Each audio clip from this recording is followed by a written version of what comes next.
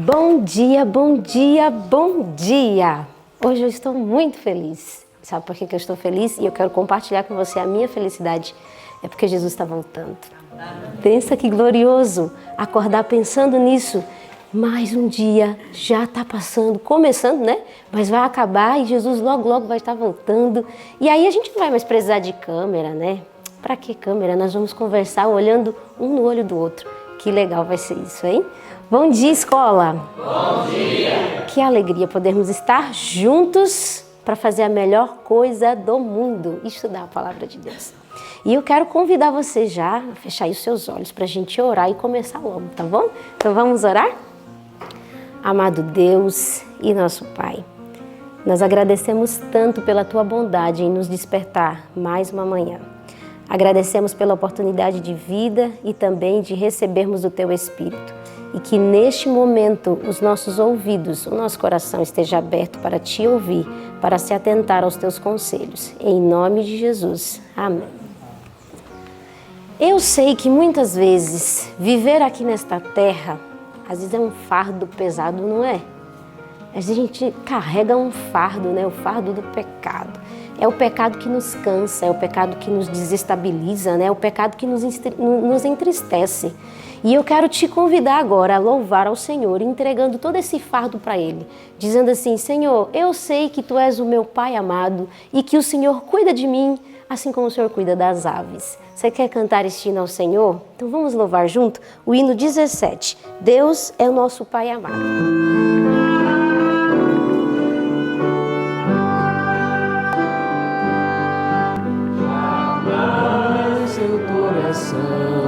Se tu nele mais algum temor. Nossa, uma interrupção, mas eu tinha 16 anos aproximadamente, de 536 a 520. Oh, confia em Teu Senhor. Deus é nosso Pai.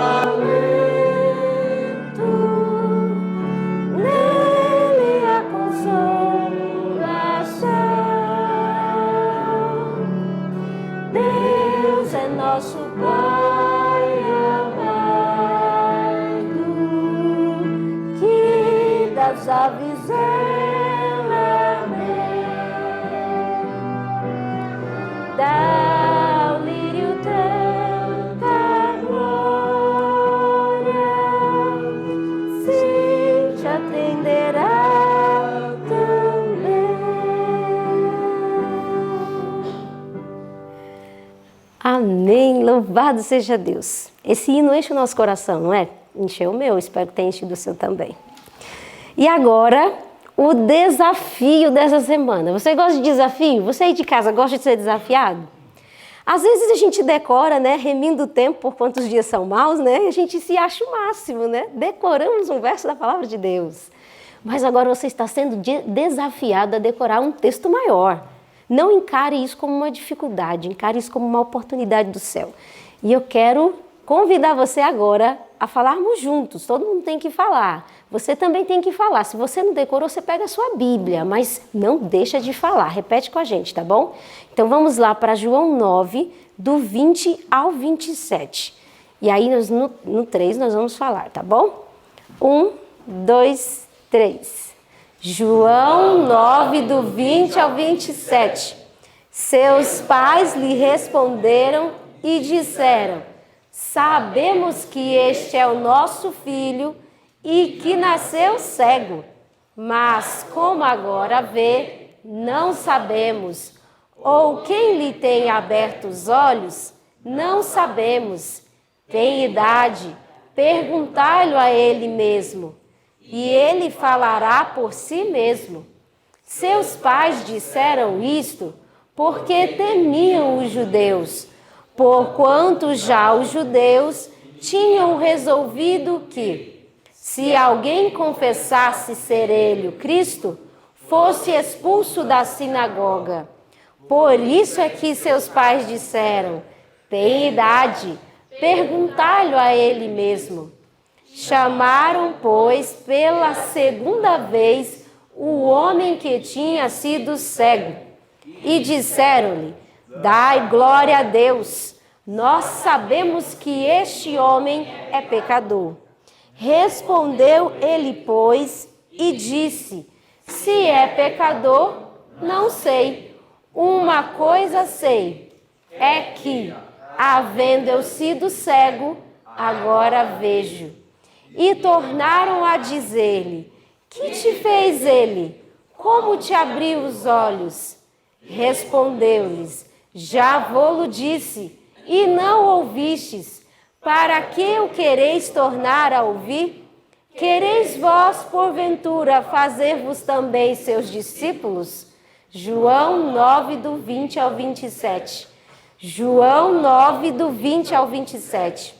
Seus pais lhe responderam e disseram: sabemos que este é o nosso filho e que nasceu cego, mas como agora vê, não sabemos. Ou quem lhe tem aberto os olhos? Não sabemos.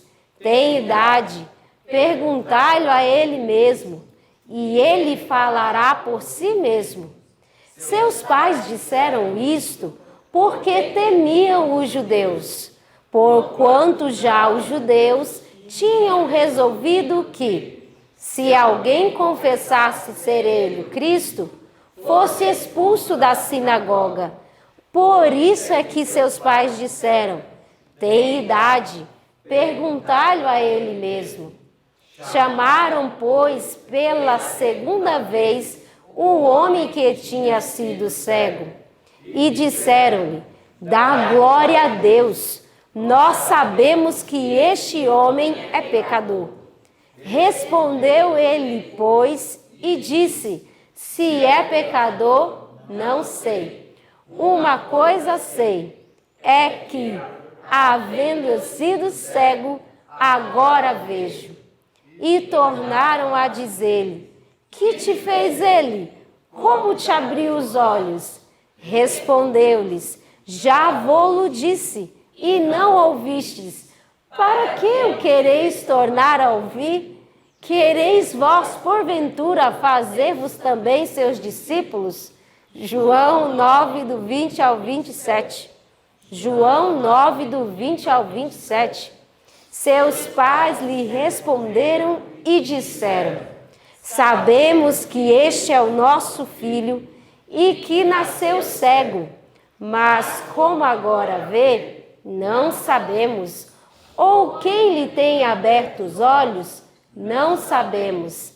Tem idade, perguntai-lhe a ele mesmo, e ele falará por si mesmo. Seus pais disseram isto porque temiam os judeus, porquanto já os judeus tinham resolvido que, se alguém confessasse ser ele o Cristo, fosse expulso da sinagoga. Por isso é que seus pais disseram: tem idade, perguntai-lhe a ele mesmo.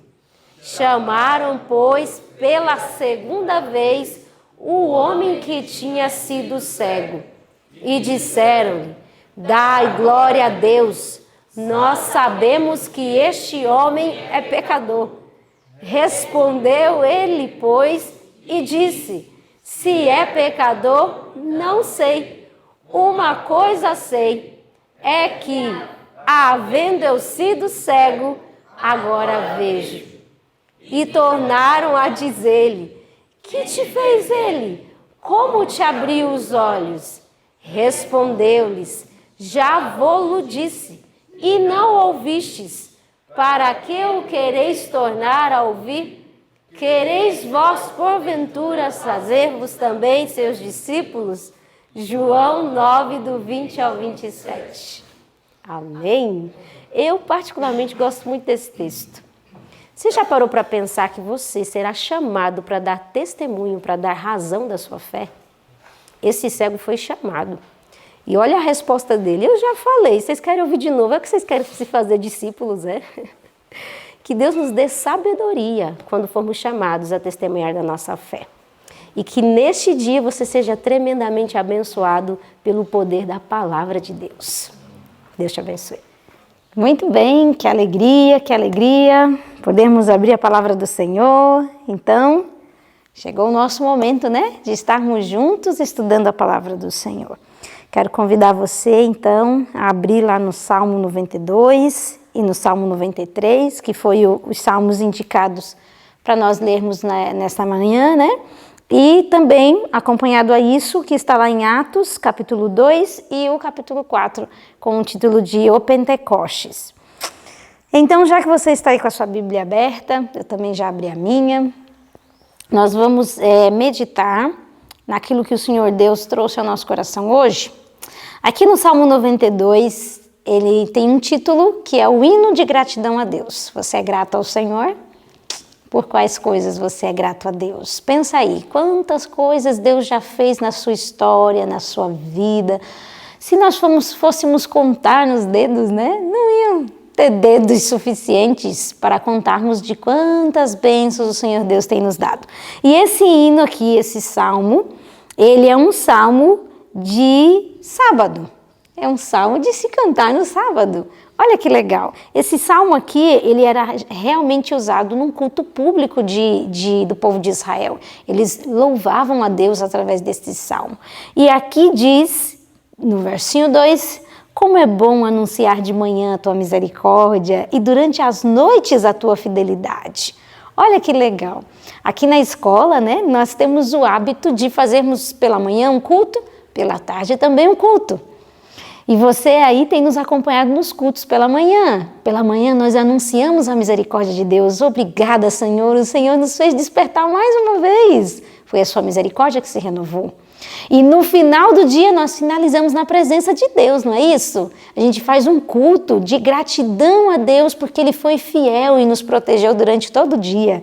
Olha que legal. Exatamente isso que Davi fazia. Exatamente isso que está descrito aqui nesse salmo. E aqui continua dizendo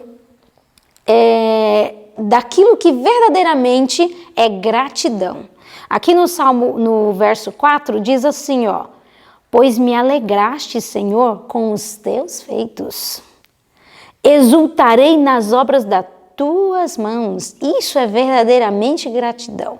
Você ser grato não porque Deus simplesmente concede aquilo que você quer, as coisas que você acha que é o melhor para você, mas é porque você entendeu que a vontade do Senhor é a melhor e que quando Ele faz a vontade dEle, aí é que você pode ser verdadeiramente feliz e verdadeiramente grato. E aí, na continuação desse salmo, diz aqui que há um contraste, né? Há uma diferença, ele faz um paralelo entre a vida do ímpio e a vida do justo. Aí ele fala aqui no versinho 7, olha, os ímpios, eles podem até brotar como a erva, florescem todos os que praticam a iniquidade, nada obstante serão destruídos para sempre. Ele está dizendo, ó, o ímpio pode até brotar, pode até florescer, parece até que a vida dele está dando certo, mas o final da vida deles é destruição, eles serão destruídos, diferente dos justos, que está descrito a partir do verso 12, aqui diz, o justo florescerá como a palmeira, crescerá como o cedro no Líbano, plantados na casa do Senhor, florescerão nos átrios do nosso Deus, na velhice darão ainda frutos, serão cheios de seiva e de verdor para anunciar que o Senhor é reto, Ele é a minha rocha e nele não há injustiça. De qual grupo você quer participar? Você quer participar desse grupo que floresce, até parece que está dando certo, mas no final a vida é destruição? Ou você quer fazer parte deste grupo aqui, plantado na casa do Senhor, que ainda velho florescerá e dará fruto? Eu quero fazer parte deste, e eu creio que você também aí de casa, né? E aqui em continuação, o Salmo 93... vem falando do poder e da majestade desse Deus a qual nós decidimos servir.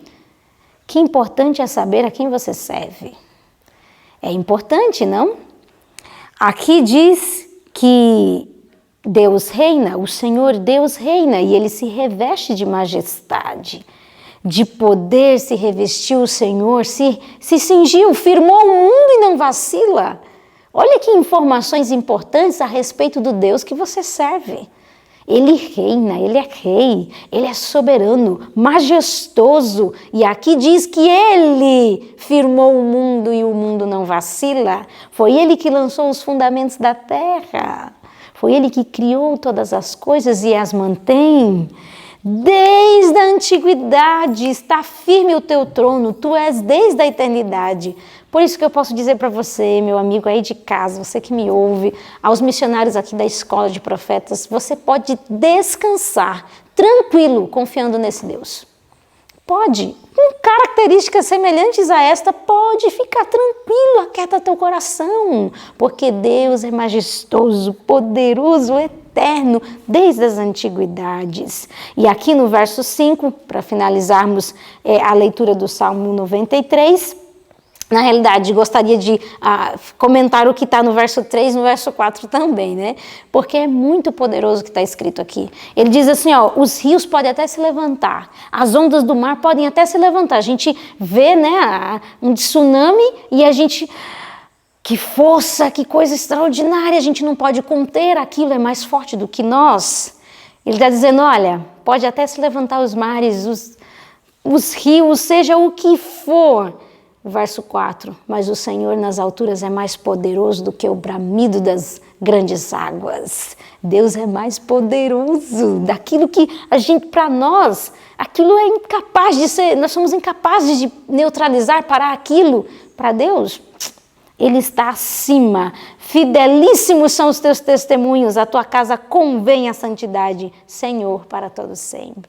Que gostoso, né? É ler coisas como essa, que enchem o nosso coração e nos dá a visão correta de quem é Deus, de como Ele é poderoso. Louvado seja o nome do Senhor. E em continuação ao que nós estudamos hoje, nós também estudamos uma parte do Novo Testamento, que está lá em Atos, capítulo 2.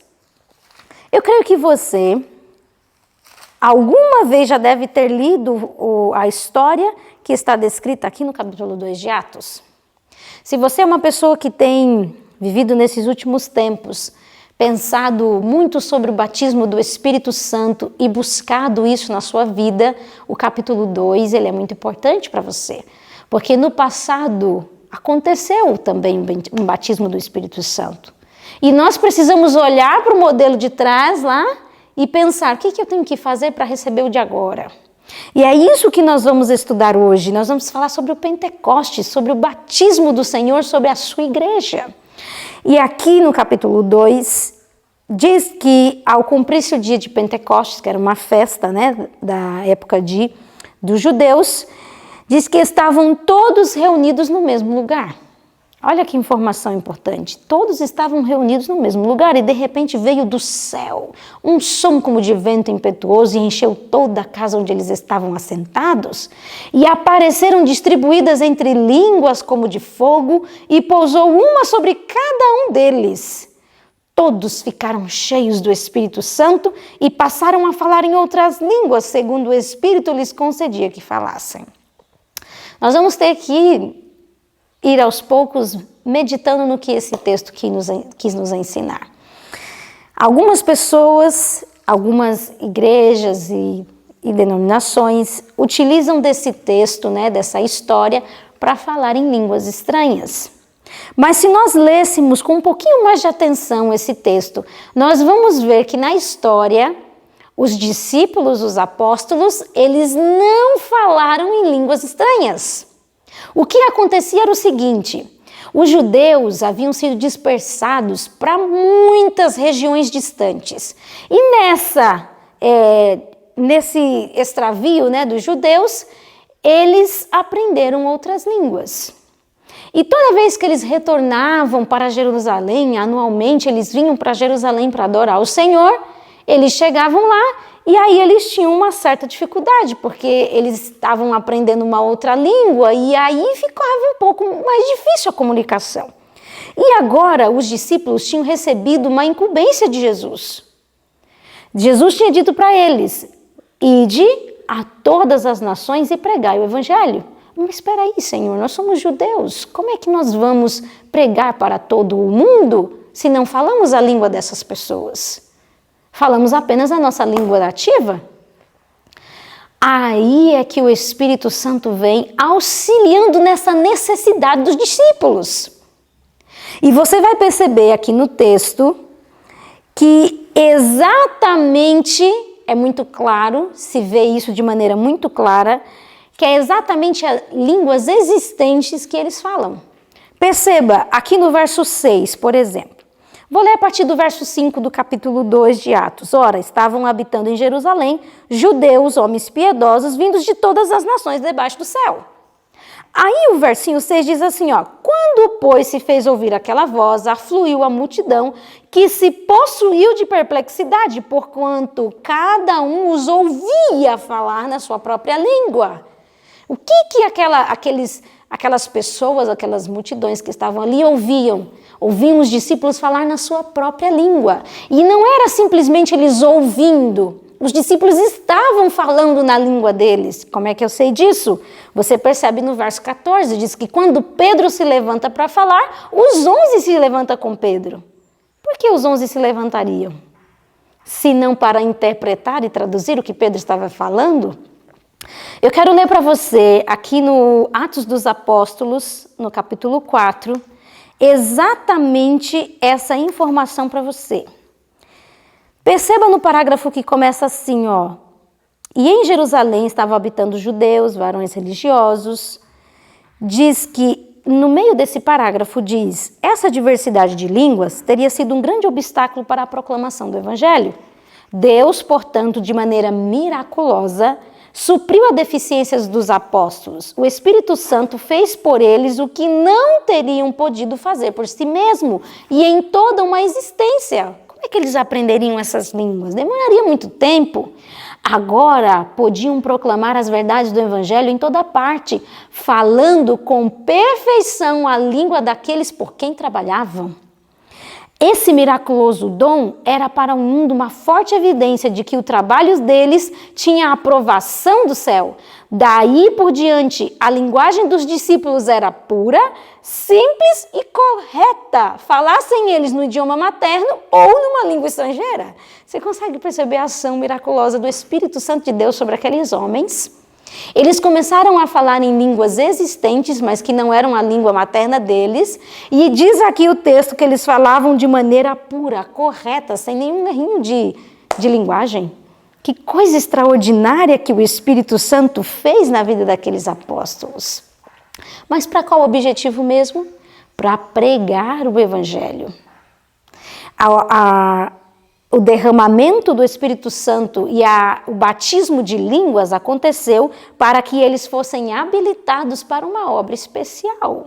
Não era simplesmente para um momento, para uma emoção ou para provar que era batizado pelo Espírito Santo. Tinha um propósito, era para a salvação de almas. E você sabe que os dons que o Espírito Santo concede é para isso, é para você alcançar pessoas para o reino do céu. E nós vemos isso claramente aqui no capítulo 2 de Atos. Então nós já aprendemos duas coisas importantes. Primeiro, eles não falaram em línguas estranhas, como hoje se vê em muitas igrejas por aí.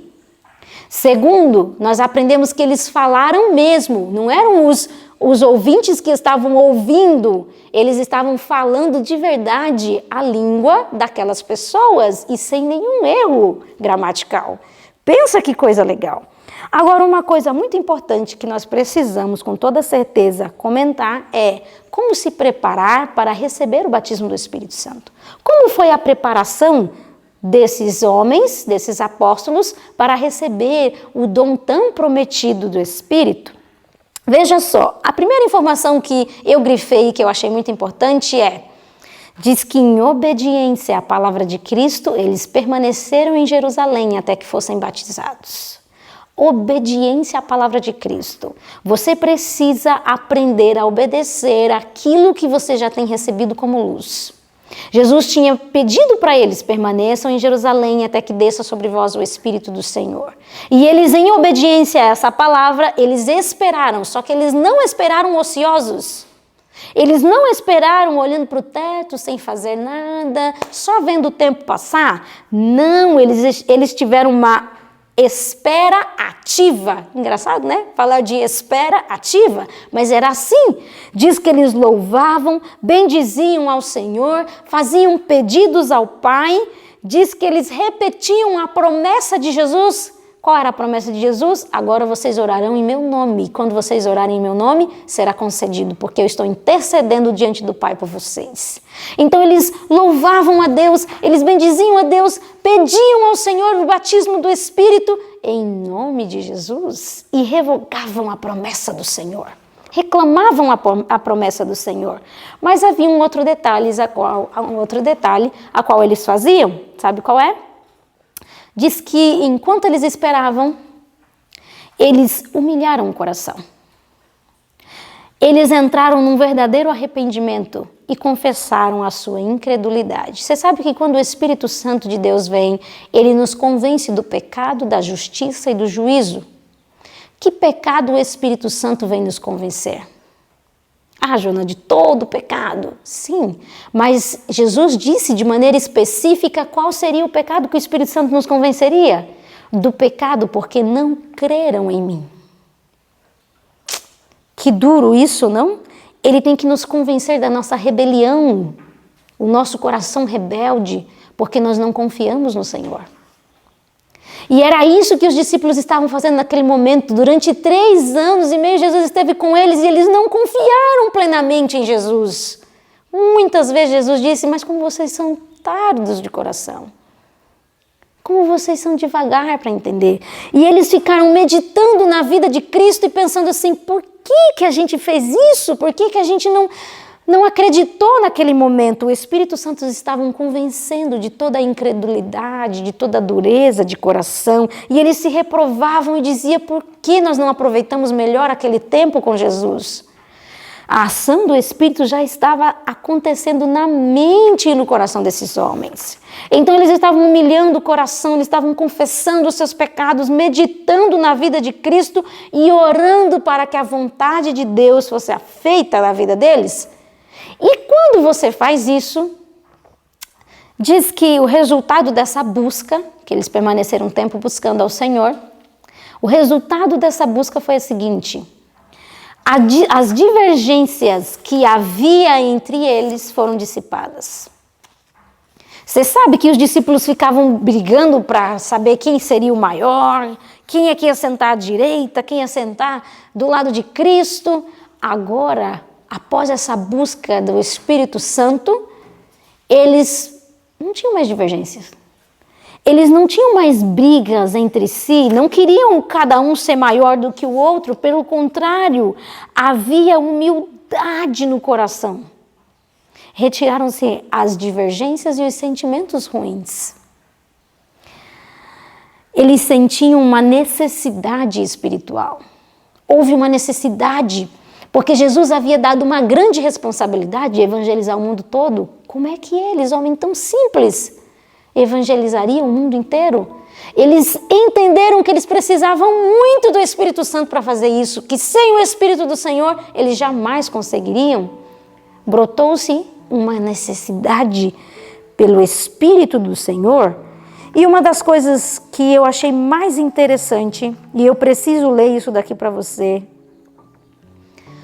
porque muitos de nós estamos vendo muitas pessoas cometerem esses erros hoje. E você não pode cometer esse erro.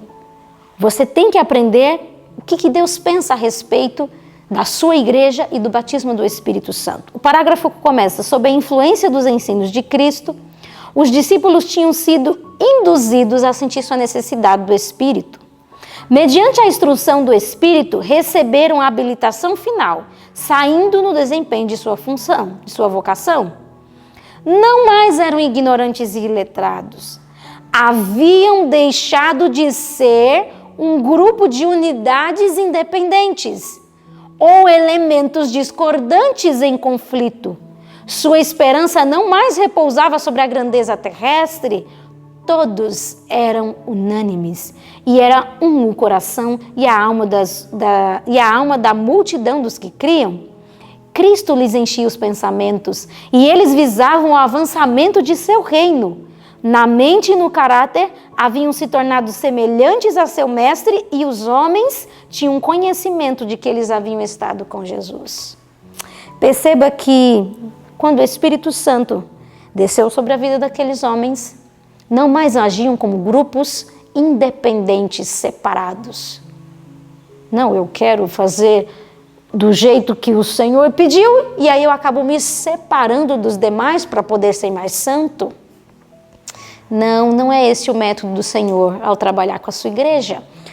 Pelo contrário, Ele leva a todos a um só pensamento, um só sentimento, um só propósito. Todos começam a receber o quê? A mente de Cristo. Esse é o plano do Senhor. Esse é o método de Deus de trabalhar. E quando os discípulos alcançaram isso, o que aconteceu? A plenitude do Espírito veio sobre eles. E eles agora estavam habilitados com poder e energia para falar da palavra de Deus, para levar aos confins da terra, proclamar esse evangelho. Meus irmãos, não é essa a nossa obra? Nós temos aqui na história do passado o que temos que fazer para receber esse Espírito também em nossas vidas. Está aqui tudo descrito, nós só temos que imitar a história do passado, para que também recebamos esse Espírito. E eu quero finalizar esse estudo de hoje enchendo o seu coração. Eles podiam contar com Jesus. Eles tinham a segurança de que no céu eles tinham um amigo e um irmão mais velho. Você sabia que Jesus Cristo é o seu irmão mais velho? Ele assumiu isso por você. Ele se colocou na humanidade para isso, para se tornar o seu irmão mais velho. Você tem alguém que carrega a humanidade. Você tem alguém lá no céu que carrega a humanidade. Que coisa gloriosa isso! Alguém que te represente. E aqui diz que os discípulos estavam cheios de um intenso desejo de levar avante a obra que ele tinha iniciado, que Cristo tinha iniciado. Sentiam a enormidade de seu débito para com o céu e a responsabilidade de sua obra. Fortalecidos pela concessão do Espírito Santo, saíram com zelo para estender os triunfos da cruz. O Espírito os animava e falava por intermédio deles. A paz de Cristo brilhava na face deles. Tinham-lhe consagrado a vida para serviço e seu próprio semblante evidenciava a entrega que haviam feito. Que glorioso isso! Eu quero ser impactada por esse desejo de levar a obra de Deus avante. Eu quero ser cheia desse sentimento de sentir sem dívida para com o céu, a ponto de não conseguir me calar e pregar o evangelho a todos a todos neste mundo. Que o Senhor Deus te encha dessa responsabilidade. Que Ele inculque na tua mente que você é devedor e que você tem que abrir a boca para pregar o Evangelho do Senhor. Que Ele possa te abençoar neste dia e que você seja cheio do Espírito Santo do Senhor. Vamos orar?